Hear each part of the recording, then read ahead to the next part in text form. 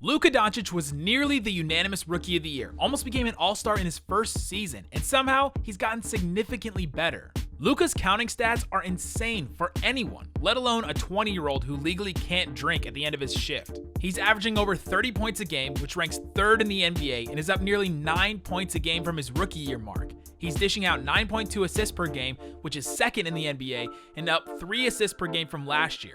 And he's grabbing 9.8 rebounds per game, which ranks 15th in the NBA, and he's up 2 boards per game from last year. And Luka is only playing 1 more minute per game compared to last year. So let's take a look into those numbers, specifically his scoring, because I think I found the one area that has taken Luka Doncic to the next level. Looking back, last season the Dallas Mavericks were constructed in an odd way for a player like Luka to succeed. Wesley Matthews and Harrison Barnes made sense as 3-and-D wings, but they took possessions away from Luka with ineffective post-ups and isolation plays that bogged down the offense.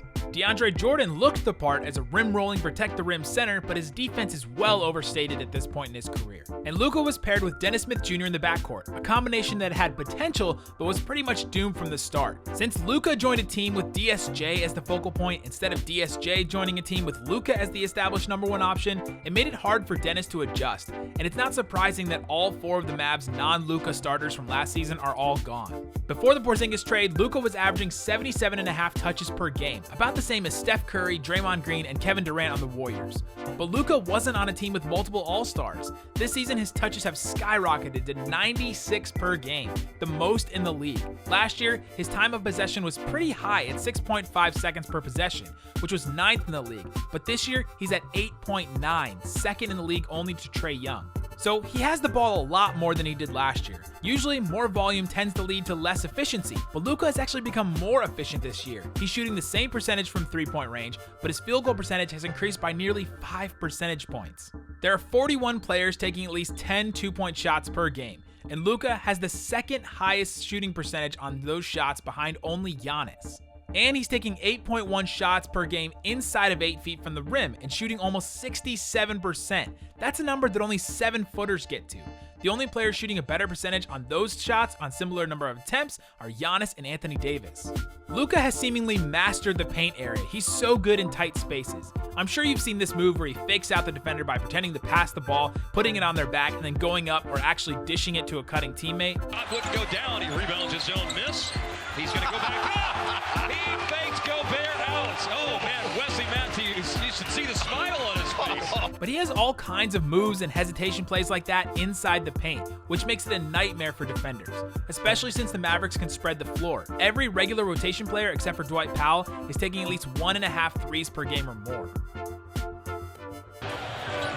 9-point game. San Antonio's chewed up half of Dallas's biggest lead in this game, but 1 of 10 on threes for Harden.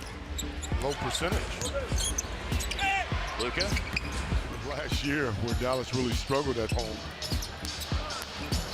Luka sidesteps the defense in the paint, and 5 trips into the paint. I think I've said this every single Luka video I've ever done on this channel or on Free Dawkins, but Luka isn't the most athletic player. He's not slow, but he doesn't have the explosion to just get by everyone like De'Aaron Fox or John Wall. How he attacks the paint and gets to these spots where he's most effective is by being patient. Yeah, you can't zone when those 2 guys are on the floor, that's for sure.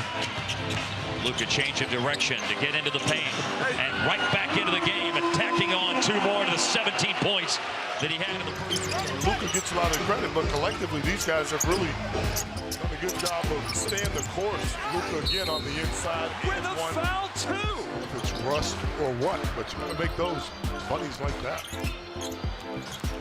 Coming down the lane, Luka. But to make it worse on defenses, Luka doesn't need to get all the way to the rim. His floater game has improved significantly year to year.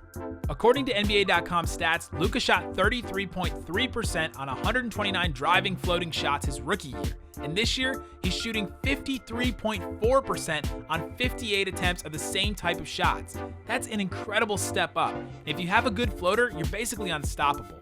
A lot of people talk about scoring from 3 levels on the court, from 3-point range, inside, and then the mid-range game. Luka doesn't take mid-range pull-up jump shots. He doesn't need to take them because these floaters cover that area enough to put pressure on the defense. Got in a real nice groove in that 2nd quarter.